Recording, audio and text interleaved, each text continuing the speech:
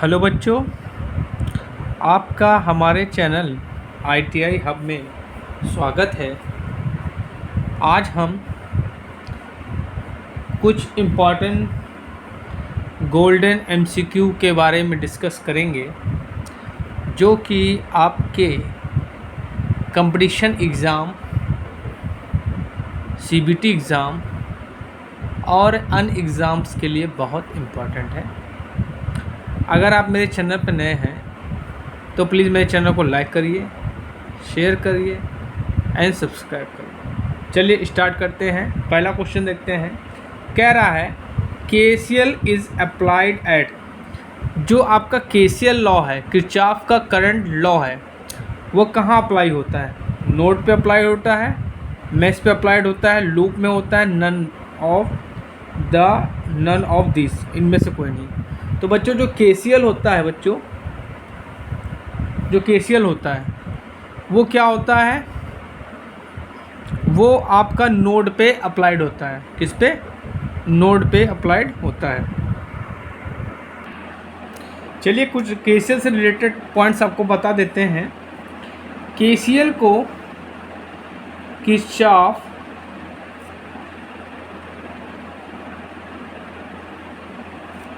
Current law कहा जाता है। करंट लॉ,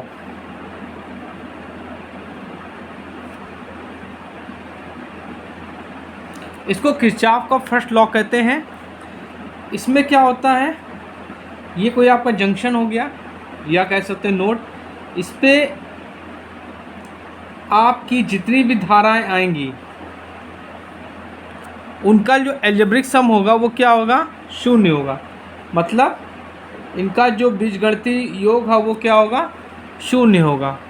और इसको हम लोग बोलते हैं नोड। क्या बोलते हैं? नोड बोलिए या जंक्शन बोलिए, और आप इसको जंक्शन भी बोलते हैं। इसको हम लोग जंक्शन भी बोल सकते हैं। अब देखिए किरचॉफ जो होता है ये आवेश संरक्षण को फॉलो करता है। किसको? आवेश संरक्षण को, आवेश संरक्षण के सिद्धांत को फॉलो करता है। ठीक है, ये भी क्वेश्चन आपसे पूछा जाएगा। चलिए, तो इसमें आपका क्या आंसर हो जाएगा? नोड पे।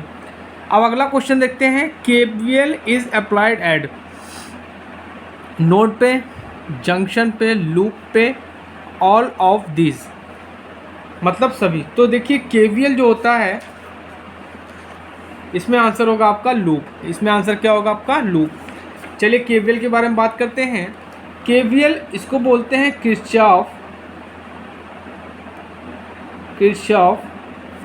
Voltage law. क्या बोलते हैं? वोल्टेज लॉ बोलते हैं। और ये आपका लूप में होता है। किस में? लूप। जैसे मान लीजिए ये आपका कोई सर्किट है, ऐसे कोई सर्किट हो गया,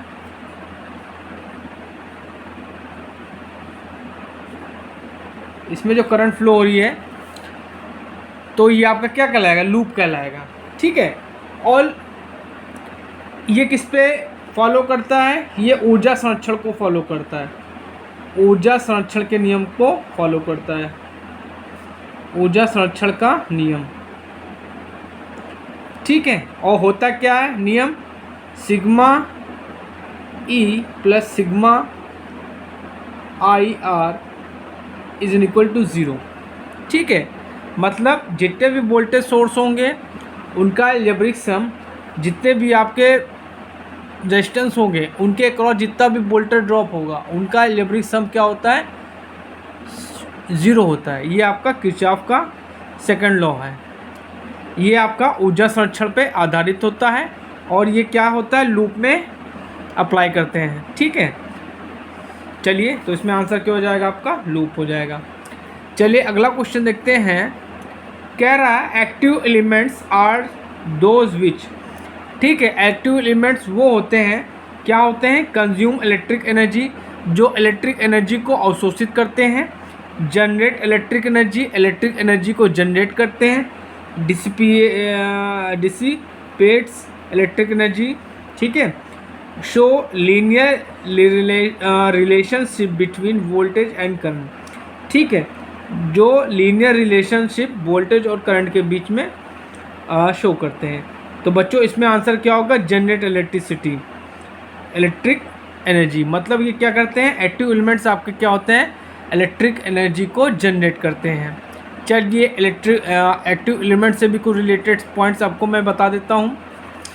देखिए एक्टिव एलिमेंट्स क्या होते हैं आपके,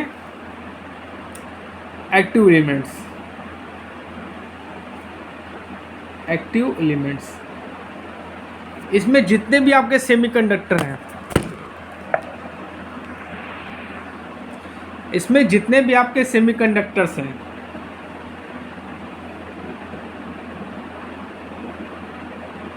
ये आपके एक्टिव एलिमेंट्स कहलाते हैं। ठीक है, जैसे आपका क्या हो गया, डायोड हो गया, ठीक है, ट्रांजिस्टर हो गया, ये सब आपके क्या हैं, एक्टिव एलिमेंट्स कहलाते हैं। ये क्या करते हैं, ओम्स लॉ को फॉलो नहीं करते, does not follow Ohm's law. ठीक है, ये क्या करते हैं, इलेक्ट्रिक एनर्जी को जनरेट करते हैं, जनरेट इलेक्ट्रिकल एनर्जी।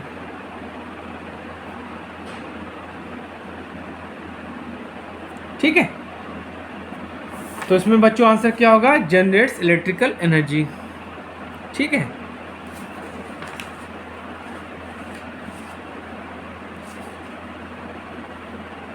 चलिए अगला क्वेश्चन कैसे है देखते हैं। Passive elements are those which, passive elements होते हैं जो क्या करते हैं, consume electric energy, generate electric energy, stores electric energy, both A and C. देखिए जो पैसिव एलिमेंट्स होते हैं वो आपके क्या करते हैं, पैसिव एलिमेंट्स के बारे में बात कर लेते हैं। चलिए पैसिव एलिमेंट्स आपके क्या होते हैं, पैसिव एलिमेंट्स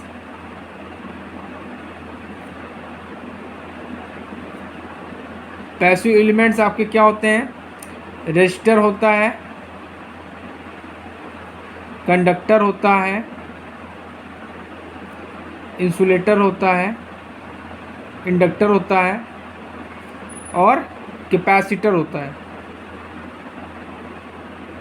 ये क्या है आपके पैसिव एलिमेंट्स हैं, क्या आपके ये पैसिव एलिमेंट्स हैं।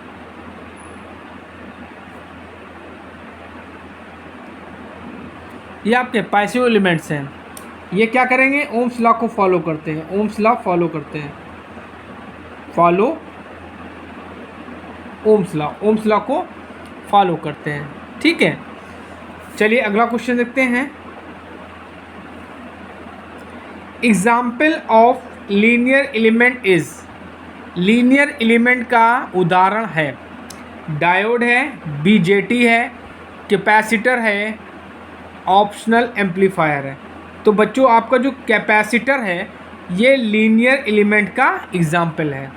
ठीक है, लीनियर एलिमेंट्स जो होते हैं ये क्या है, ये आपके ओम्स लॉ को फॉलो करते हैं। चलिए अगला क्वेश्चन यही पूछ रहा है, देख लें।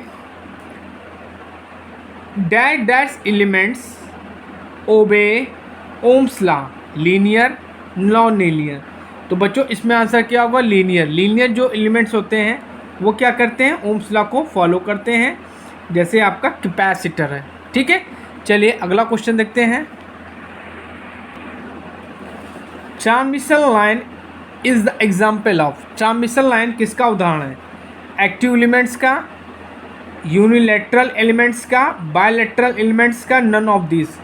तो जो आपका ट्रांसमिशन लाइन है वो बायलैटरल एलिमेंट्स का एग्जाम्पल है। ठीक है, चलिए अगला क्वेश्चन देखते हैं। The ideal voltage source has dash resistance. ठीक है, आइडियल वोल्टेज सोर्स जो होता है उसका रेजिस्टेंस होता है, क्या होता है, यूनिटी होता है, ज़ीरो होता है, इनफाइनाइट होता है, नन ऑफ दिस, इसमें से कोई नहीं। तो जो आइडियल वोल्टेज सोर्स होता है उसका इंटरनल रेजिस्टेंस जो होता है, ठीक है, इंटरनल रेजिस्टेंस की बात कर रहे होंगे ये, वो क्या होता है, अब वो आपका ज़ीरो होता है। ठीक है, चलिए अगला क्वेश्चन देखते हैं। The ideal current source has dash resistance, unity, zero, infinite, none of this. ठीक है, तो आइडियल करंट सोर्स जो होता है उसमें जो रेजिस्टेंस होता है वो क्या होता है, इनफाइनाइट होता है। तो इसमें आंसर क्या होगा, इनफाइनाइट। चलिए अगला क्वेश्चन देखते हैं। कह रहा है the real voltage source has dash dash but finite internal resistance. तो स्मॉल ऑप्शन आपको दिया small, zero, large, none of this. तो बच्चों इसमें आंसर क्या होगा? स्मॉल। ठीक है, चलिए अगला क्वेश्चन देखते हैं।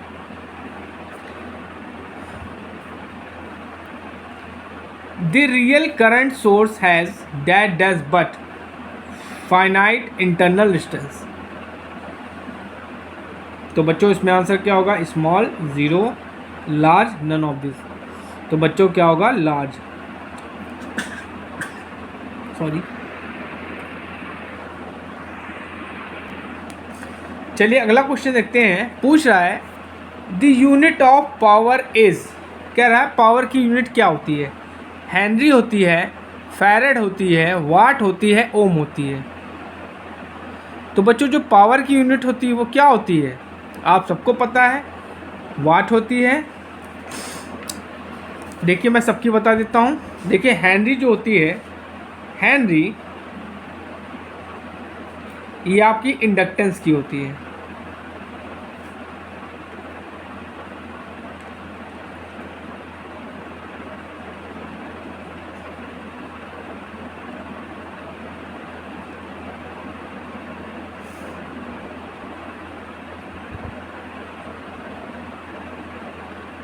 इंडक्टर की जो होती है आपकी वो क्या होती है? हेनरी होती है। ठीक है, और आपको जो दिया है फैरेड, ये आपका कैपेसिटर की होती है।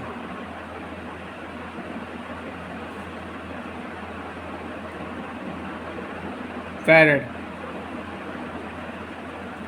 ठीक है, और जो आपको दिया वाट, वाट तो आपकी किसकी होगी?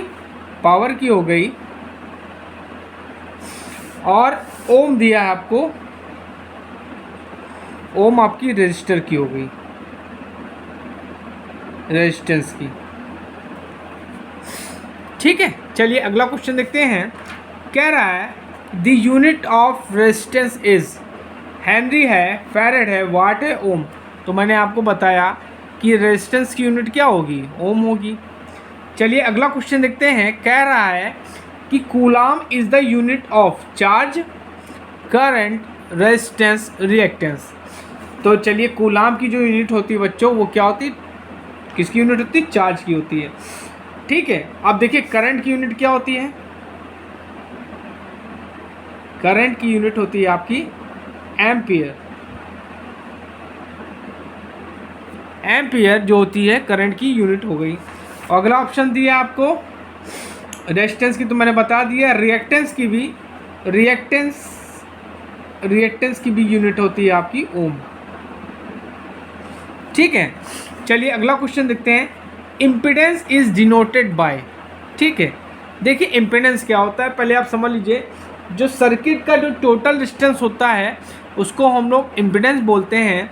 और ये पूछ रहा है आपका कि इम्पीडेंस इज डिनोटेड बाय, मतलब इम्पीडेंस को हम लोग किससे डिनोट करते हैं? Z से करते हैं, R से करते हैं, KWS से करते हैं, P से करते हैं। तो इम्पीडेंस को हम लोग बच्चों Z से रिप्रेजेंट करते हैं और R से रेजिस्टेंस को करते हैं। और ये जो KWH है ये आपकी कॉमर्शियल इलेक्ट्रिक पावर की, ठीक है, एनर्जी की यूनिट है। ठीक है, चलिए अगला क्वेश्चन देखते हैं। परमेंस इज अ रेसिप्रोकल ऑफ। अब बोल रहा है कि जो परमेंस होता है वो किसका उल्टा है? ठीक है, कंडक्टेंस का है, रिटेंटिविटी का है, रिलेक्टेंस का है, रेजिस्टेंस का है। तो जो आपका परमेंस होता है ये आपका एक प्रॉपर्टी है। ये क्या प्रॉपर्टी होती है? ये प्रॉपर्टी होती है इसके द्वारा चुंबकीय फ्लक्स को स्थापित करने में ये मदद करता है। परमेंस जो होता है चुंबकीय फ्लक्स को स्थापित करने में मदद करता है। और ये किसका उल्टा होता है? चलिए मैं बता देता हूँ। देखिए जो परमेंस होता है, परमेंस ये आपका रिलेक्टेंस का उल्टा होता है। ये रिलेक्टेंस का उल्टा होता है। ठीक है, और जो आपका दिया है रिलेक्टेंस, रेजिस्टेंस, तो रेजिस्टेंस किसका उल्टा है? रेजिस्टेंस आपका कंडक्टेंस का उल्टा है। किसका? 1 कंडक्टेंस। ये आपका R से रिप्रेजेंट करेंगे और ये आपको G से। ठीक है, चलिए अगला क्वेश्चन देखते हैं। कह रहा है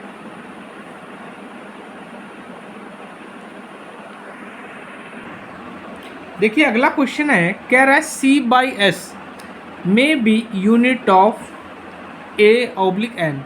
कह रहा है इनमें से C/S किसकी यूनिट हो सकती है?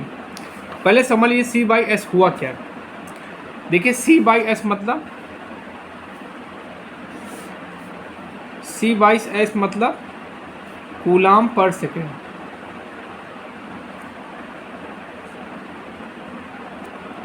ठीक, C/S मतलब कूलाम पर सेकेंड। हम लोग जानते हैं Q = IT होता है, तो I = क्या हो जाएगा? Q/T। और Q किसकी यूनिट है? कूलाम। Q की यूनिट क्या? कूलाम है। और T की यूनिट सेकेंड। और I क्या होगी? आपकी करंट हो गई। तो बच्चों इसमें आंसर क्या होगा आपका? Electric current. अब देखिए बाकी सबकी हम यूनिट भी देख लेते हैं। एनर्जी की यूनिट देखते हैं। एनर्जी की यूनिट होती है जूल। ठीक है, बाकी आपका रेजिस्टेंस की यूनिट ओम होती है। रिलेक्टेंस की यूनिट क्या होती है? रिलेक्टेंस को हम लोग एस से रिप्रेजेंट करते हैं। ठीक है, तो उसकी यूनिट होती है आपकी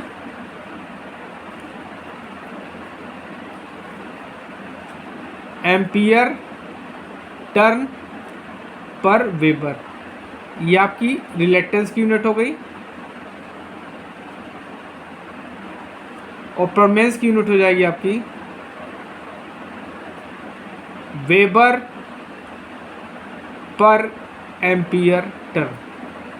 ये सब यूनिट्स आप लोगों को याद होनी चाहिए। ठीक है, चलिए अगला क्वेश्चन देखते हैं। Siemens is the unit of reluctance, retentivity और कंडक्टेंस और रेजिस्टेंस। तो जो साइमेंस होता है बच्चों, ये यूनिट होती है आपकी कंडक्टेंस की। ठीक है, साइमेंस जो होता है आपका कंडक्टिविटी की यूनिट होती है। चलिए अगला क्वेश्चन देखते हैं।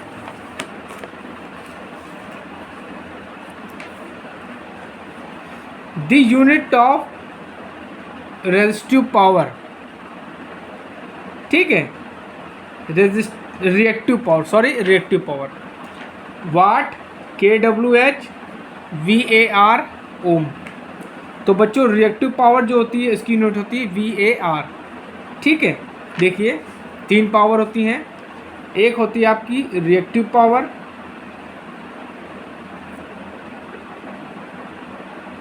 इसकी यूनिट होती है VAR।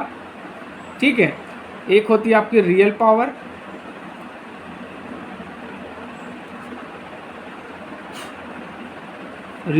इसकी यूनिट होती है वाट।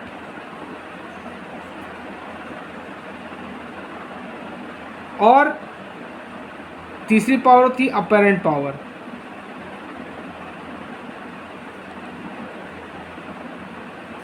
इसकी यूनिट होती है VA। ये तीनों यूनिट्स आपको पता होनी चाहिए। ठीक है, पता नहीं कहाँ से क्वेश्चन पूछ ले, कोई भरोसा नहीं है। चलिए अगला क्वेश्चन देखते हैं।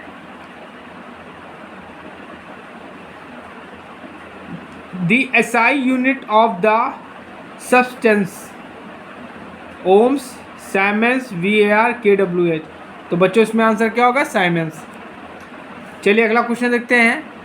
Farad per metre is the unit of. ठीक है,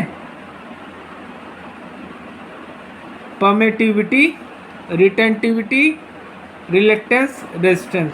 तो बच्चों फैरेड पर मीटर जो होती है आपकी, ये रिटेंटिविटी की परमिटिविटी की यूनिट होती है। तो पहला ऑप्शन आपका बिल्कुल सही है। चलिए अगला क्वेश्चन देखते हैं। पूछ रहा है Tesla, Tesla is the unit of magnetic flux density, magnetic flux, magnetic intensity, magnetic substance. तो बच्चों इसमें जो आपका टेस्ला होता है ये मैग्नेटिक फ्लक्स डेंसिटी की यूनिट होती है और मैग्नेटिक फ्लक्स की यूनिट होती है वेबर। चलिए अगला क्वेश्चन देखते हैं, इसमें यूनिट पूछा है क्या। The unit of capacitive reactance is henry, farad, watt, ohm. तो कैपेसिटिव रिएक्टेंस हो, चाहे इंडक्टिव रिएक्टेंस हो, चाहे रेजिस्टेंस हो, तीनों की यूनिट क्या होती है, ओम होती है। देखिए मैं लिख देता हूँ, देखिए इंडक्टिव रिएक्टेंस हो,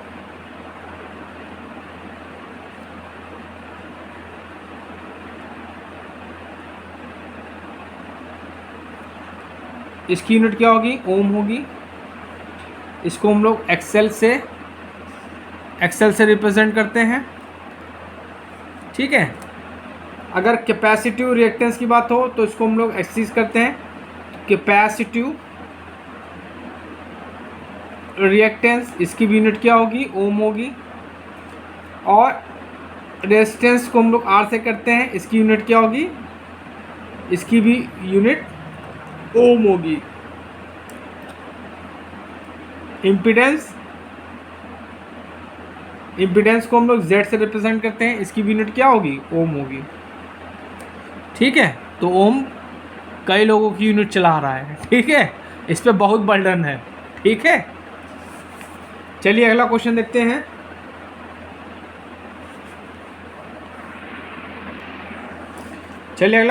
हैं। कह रहा है the air gap is usually inserted in magnetic circuit to increase MMF, increase the flux, prevent saturation, none of the above. तो बच्चों इसमें आंसर क्या होगा, प्रिवेंट सेचुरेशन, ठीक है।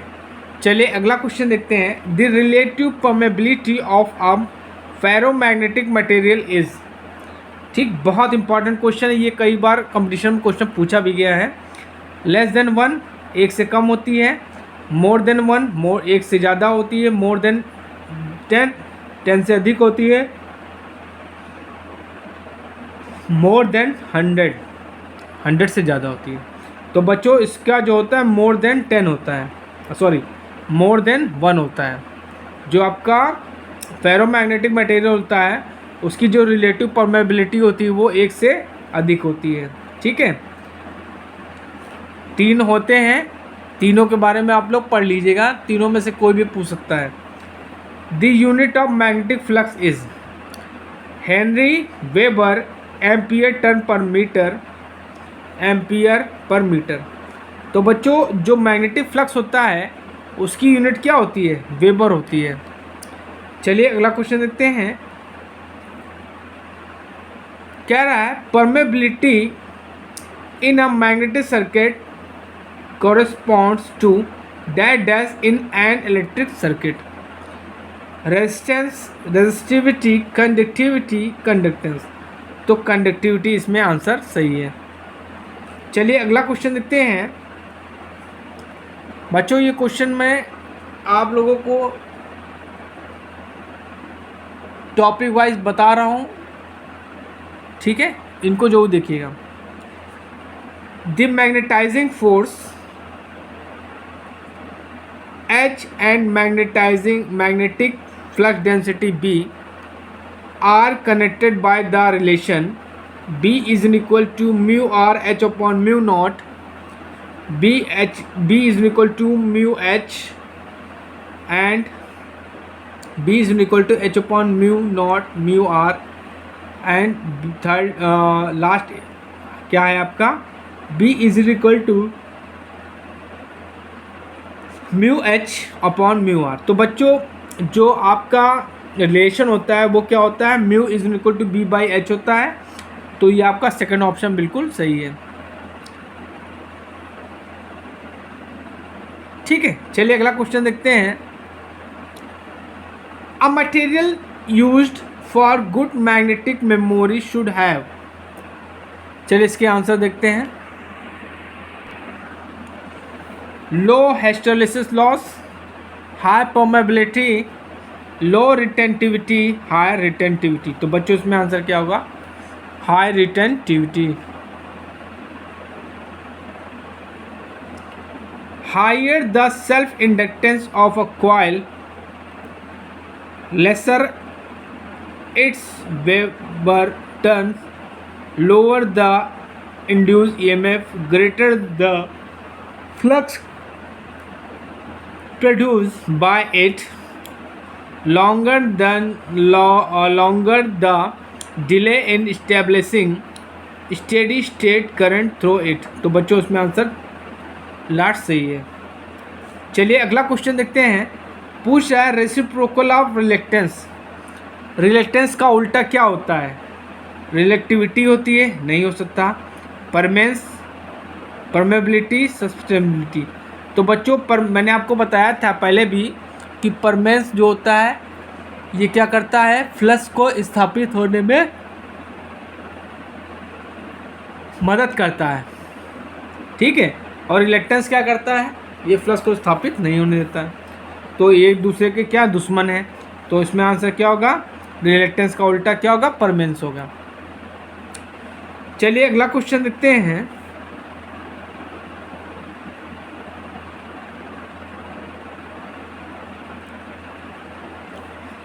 A ferrite core has less eddy current loss than an iron core because ferrites have high resistance, ferrites have high hysteresis, ferrites have low permeability, ferrites are magnetic। तो बच्चों answer क्या होगा? ferrites have high resistance। चलिए अगला question देखते हैं। What is the use of laminated core in electric machine? देखिए हमेशा याद रखिएगा कोर को हम लोग लैमिनेट क्यों करते हैं? एडी करंट लॉसेस को कम करने के लिए। तो बच्चों इसमें आंसर क्या होगा? एडी करंट लॉसेस को कम करने के लिए। While comparing magnetic and electric circuits, the flux of magnetic circuit is compared with which parameter of electric circuit? MMF, EMF, current density, conductivity। तो बच्चों इसमें आंसर क्या होगा आपका? EMF। चलिए अगला क्वेश्चन देखते हैं। What is the unit of reluctance?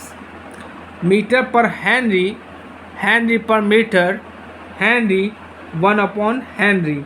तो बच्चों रिलेक्टेंस की यूनिट क्या होगी? Henry. This is a good question, this is a good question. Conductance is analogous to, ठीक है, परमेंस, रिलेक्टेंस, फ्लक्स, इंडक्टेंस। तो क्या होगा? पहला ऑप्शन बिल्कुल सही है। The unit of retentivity is weber, weber per metre square, ampere turn per metre, ampere turn. तो बच्चों आंसर क्या होगा? Weber per metre square.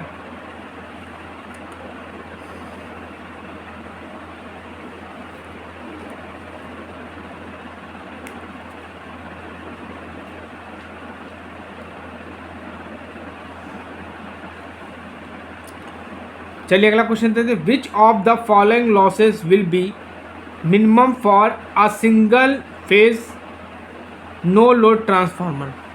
ठीक है, copper losses, hysteresis losses, eddy current losses, mechanical losses. तो बच्चों इसमें आंसर क्या होगा आपका? कॉपर लॉसेस, ठीक है। चलिए अगला क्वेश्चन देखते हैं। In order to minimize loss due to hysteresis, the magnetic material should have, ठीक है, high resistivity, low hysteresis coefficient, large BH loop area, high retentivity। तो बच्चों आंसर क्या होगा? High resistance resistivity. ठीक है, चलिए अगला क्वेश्चन देखते हैं।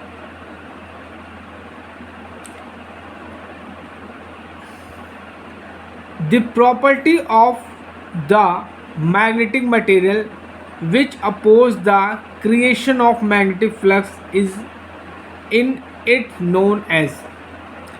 तो बच्चों क्या होगा इसमें, आंसर क्या होगा, रिलेक्टेंस होगा।